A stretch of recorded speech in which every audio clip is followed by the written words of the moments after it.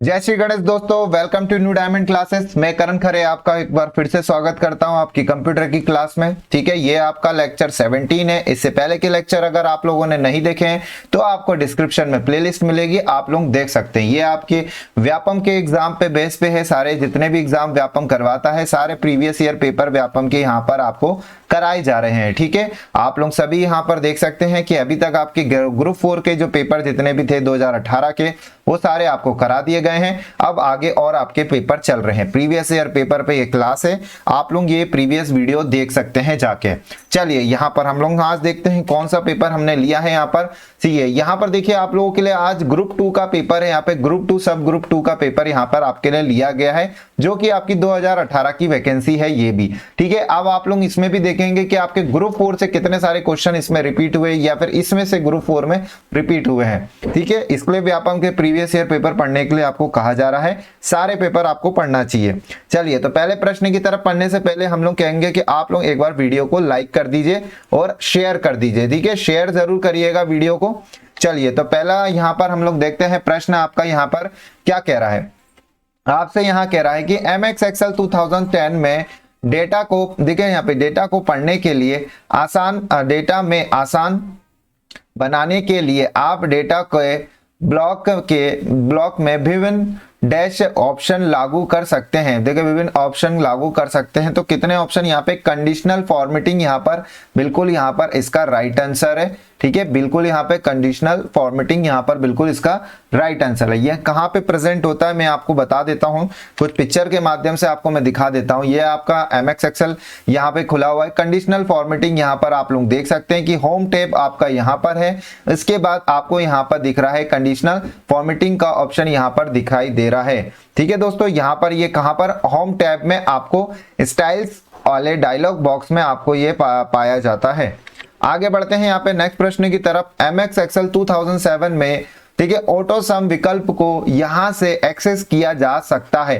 ठीक है, ऑटो सम यहाँ पर कहां से, जो भी आपका सम करना हो, एवरेज करना हो, आपको जो भी करना हो वहां पर, वो आप कहां से कर सकते हैं। ऑटो सम का ऑप्शन कहां पाया जाता है, ये आपसे पूछा जा रहा है। तो डी ऑप्शन फॉर्मूला टैब में आपके पाया जाता है एमएस एक्सेल 2007 के। ठीक है, यहाँ का इसका डी ऑप्शन यहाँ पर बिल्कुल सही है। यहाँ पर डी ऑप्शन फॉर्मूला टैब में पाया जाता है। मैं कुछ पिक्चर के माध्यम से आपको दिखा देता हूं जो आपको हमेशा दिमाग में बैठा रहेगा। ये आप देखेंगे, ये आपके टैब्स है, जिसमें से ये फॉर्मूला टैब है। ये एमएस एक्सेल 2007 की पिक्चर है। ठीक है, फॉर्मूला टैब है और आप यहां पर देख पा रहे होंगे ऑटो सम का एक आपको यहाँ पे समेशन लगा हुआ है। ठीक है, ऑटो सम आप दिख रहा है, इस पे आप क्लिक करेंगे तो आपको बहुत सारे ऑप्शन दिखाई देंगे, जो कि आपके एवरेज निकाल रहा होगा, सम कर रहा होगा। ये सारी चीजें यहाँ पर है, जो कि आपके एक फंक्शन लाइब्रेरी जिसे हम डायलॉग बॉक्स होता है, यहाँ पर ये आपको दिखाई पड़ रहे हैं सारे ऑप्शन।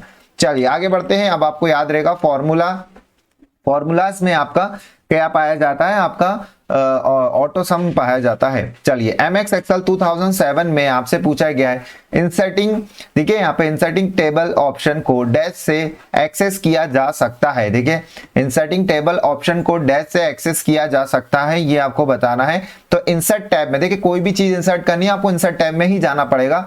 बी ऑप्शन यहाँ पर बिल्कुल सही जवाब है, इंसर्ट टैब में आपको जाना पड़ेगा।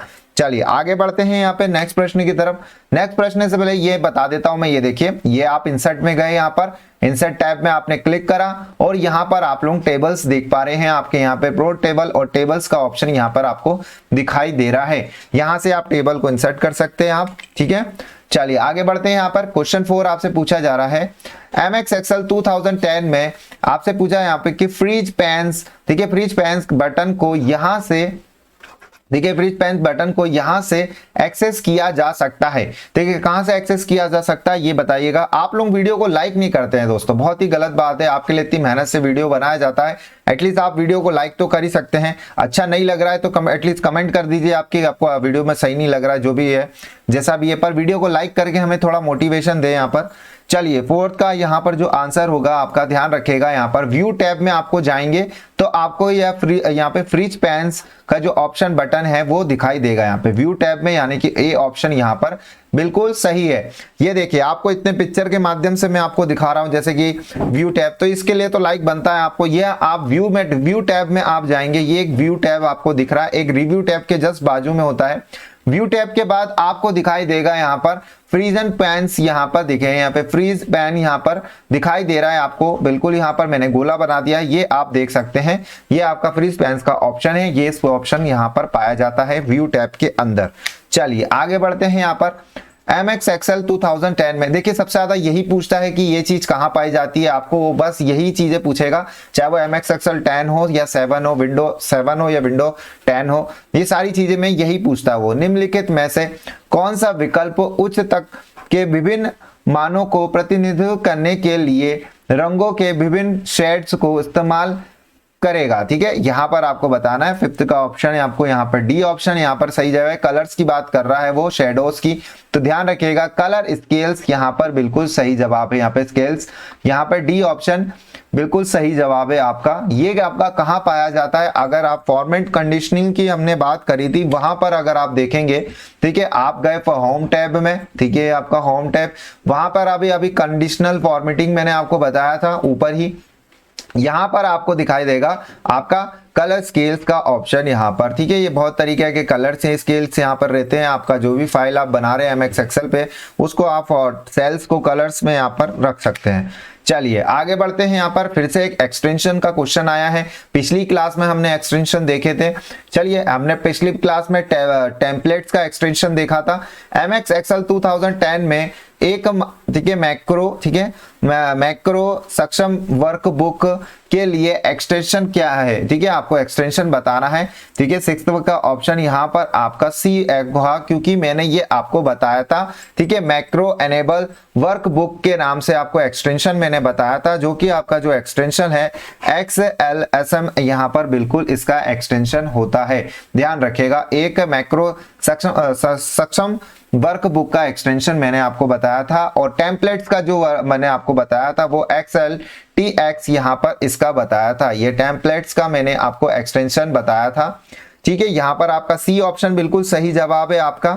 मैं आपको याद दिलाने के लिए उसी इमेज को यहाँ पे दिखा देता हूँ कि आपको यहाँ पर मैंने बताया था कि एक्सेल मैक्रो एनेबल वर्कबुक जिसका पूछा गया है अभी, उसका यहाँ पर आपको एक्सटेंशन दिया गया। कल हमने क्लास में देखा था एक्सेल टेम्पलेट्स का जो आपको एक्सटेंशन था वो XLTX एक्सटेंशन था इसका। ये दोनों एक्सटेंशन उम्मीद है आप लोगों को याद हो गए होंगे। चलिए नए प्रश्न पे आते हैं। MX Word 2007 में जूम के आकार को बढ़ाने या घटाने के लिए हम इसका उपयोग करते हैं। किसका उपयोग करते हैं? तो जूम स्लाइड का प्रयोग करते हैं हम लोग। ध्यान रखेगा, वर्ड 2007 की बात कर रहा था। ठीक है, जूम स्लाइड यानी कि सी ऑप्शन की बात हम लोग यहाँ पर कर रहे हैं। ठीक है, जूम स्लाइड्स का यहाँ पर बिल्कुल सही जवाब है। चलिए आगे शॉर्ट की से रिलेटेड क्वेश्चन आपके सामने आया है।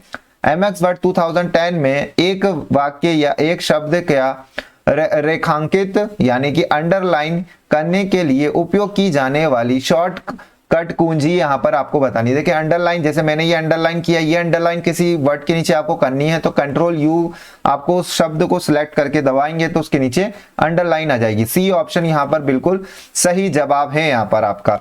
चलिए आगे बढ़ते हैं नेक्स्ट प्रश्न की तरफ हम लोग। अगला प्रश्न आपके सामने, एक माउस से ट्रैक बॉल और जॉयस्टिक यहाँ पर आपको एक के उदाहरण है। तो किसके उदाहरण होते हैं? ठीक है, जॉयस्टिक यहाँ पर आप देख सकते हैं ऐसे होती है, यहाँ पर इसमें होता है खेलने के प्रयोग में यूज किए जा सकती है इसको। माउस हम लोग जो मैं कर्सर यूज कर रहा हूँ, ठीक है, ये आप लोग पॉइंटिंग डिवाइस होते हैं, यहाँ पर पॉइंटिंग डिवाइस होते हैं, यह ध्यान रखिएगा इनको। Pointing mouse, table, track ball या जॉयस्टिक आपके क्या होते हैं? पॉइंटिंग डिवाइस होते हैं, ध्यान रखिएगा आप लोग। ठीक है, आगे बढ़ते हैं यहाँ पे नेक्स्ट प्रश्न की तरफ हम लोग। चलिए अगले प्रश्न पे आते हुए हमें MX Word में 2007 में एक डॉक्यूमेंट को कितने तरीके से देखा जा सकता है। ठीक है, एक डॉक्यूमेंट को कितने तरीके से देखा जा सकता है, बहुत ही अच्छा क्वेश्चन 2007 में पूछा गया है।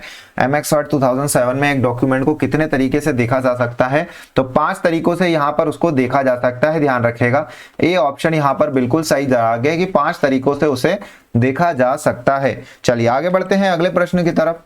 कंप्यूटर आपसे पूछा गया, कंप्यूटर माउस किस प्रकार का उदाहरण है। कंप्यूटर में माउस जो होता है आपको सभी को पता है, एक इनपुट डिवाइस होता है, इनपुट देने के काम आता है। बिल्कुल यहाँ पे 11 का बी ऑप्शन यहाँ पर बिल्कुल सही जवाब है आपका कि माउस एक क्या है, इनपुट डिवाइस है आपका। नेक्स्ट प्रश्न पे आते हुए यहाँ पे निम्नलिखित में से कौन सा सेंट्रल प्रोसेसिंग यूनिट सीपीयू जिसे हम मस्तिष्क कहते हैं कंप्यूटर का, ठीक है, एक हिस्सा है। तो आप लोगों को मैंने कल की ही क्लास में बताया था कि ALU यानी अर्थमेटिक लॉजिक यूनिट, यहाँ पर मैंने आपको कल ही बोला था एक्स्ट्रा पॉइंट में कि आपका CPU का एक भाग होता है। बिल्कुल ये अर्थमेटिक लॉजिक यूनिट यानी कि CPU का होता है। निम्नलिखित में से कौन सा सेंट्रल प्रोसेसिंग यूनिट का हिस्सा है, तो वो आपका CPU ALU होता है। ध्यान रखिएगा। चलिए आगे बढ़ते हैं। यहाँ पर ये देखिए, इससे रिलेटेड भी क्वेश्चन मैंने आपको बताए थे। ठीक है, आपसे पूछा गया है यहाँ पे एमएस वर्ड 2007 में A3 शीट की लंबाई और चौड़ाई क्या होती है। अगर प्रीवियस वीडियो आप लोगों ने नहीं देखे हैं तो बहुत गलती कर रहे हैं। अगर आप यही देख के यहीं से शुरू हो गए आप लोग, भले आप यहाँ से देखिए पर पुराने वीडियो भी जरूर देखिए आप लोग। ठीक है, आपसे कल A4 का पूछा था तो मैंने कल A4 का आपको बता दिया था कि A4 का साइज क्या होता है। ठीक है, यहाँ पर A4 का मैंने साइज आपको बताया था 8.27।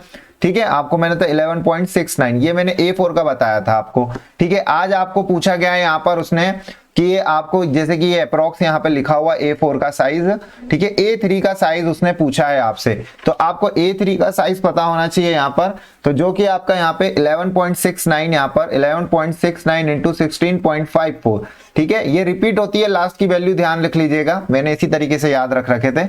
यहाँ पर आपका बी ऑप्शन बिल्कुल सही जवाब है।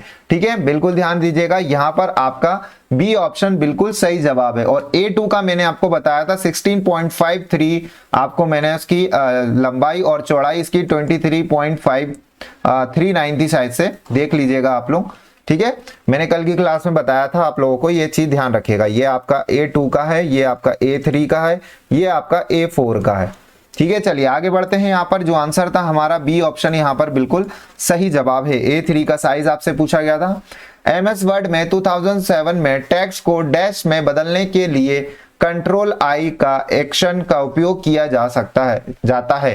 कंट्रोल आई सभी को पता है, मैंने पिछली क्लासेस में बता दिया आपको कि वर्ड को इटैलिक में लिखने के लिए होता है। डी ऑप्शन यहाँ पर बिल्कुल सही जवाब है आपका कि जो आपका शब्द है यहाँ पे तिरछे में लिखाए जाते हैं, जो जैसे आप ऐसे तिरछे में लिखाने लग जाते हैं, वो इटैलिक शब्द है आपका कंट्रोल आई से होता है। चलिए नेक्स्ट प्रश्न पे आ गए हैं। वीडियो को सभी लोग एक बार लाइक कर देंगे और वीडियो एंड होने के बाद शेयर जरूर करेंगे, और जो भी भाई बंधु चैनल पर नया है चैनल को सब्सक्राइब जरूर करें। एमएस वर्ड में आपसे 2007 में पूछा गया कि देखिए टेक्स्ट से हाईलाइट कलर रिबन में उपलब्ध रंगों की कुल संख्या कितनी है। मैंने कल ही क्लास में आपसे ये क्वेश्चन पूछा था कि आपके यहाँ पर कितने कौन सा रंग प्रेजेंट होता है, और कल ही मैंने बताया था कि कितने रंग होते हैं, क्योंकि मुझे पता था, मैंने देखा था पेपर आपका। तो यहाँ पर देखिए 15 कलर्स होते हैं, हमने कल ही बात करी थी यहाँ पर। अगर कल के वीडियो आप लोग देख रहे हैं जो डेली बेसिस पे, तो उनको ये बहुत सारी चीजें ध्यान में होगी। ठीक है, यहाँ पर आपका बी ऑप्शन बिल्कुल सही जवाब है। 15 का तरीके के रंग होते हैं, ध्यान दीजिएगा। 15वां क्वेश्चन का 15वां आंसर है यहाँ पर। ठीक है दोस्तों, आगे बढ़ गए हैं हम, यहाँ पर आगे चलते हैं। क्वेश्चन हमारे यहीं खत्म हुए हैं। आप लोग एक बार वीडियो को शेयर कर देंगे। शेयर करने में अगर आपको तकलीफ हो रही है तो 2-3 ग्रुप आप सेट कर लीजिए और उसमें आप लोग इस वीडियो को शेयर कर दीजिएगा। ठीक है, बाकी वो सामने वाले के ऊपर है, उसको देखना नहीं देखना। बाकी आप अपना लाइक जरूर करें वीडियो को ज्यादा से ज्यादा। ठीक है दोस्तों, धन्यवाद आप सभी लोगों का यहाँ तक बने रहने के लिए। मस्त रहिए, स्वस्थ रहिए और अपनी पढ़ाई जारी रखिए आप लोग। धन्यवाद आप सभी लोगों का, थैंक यू।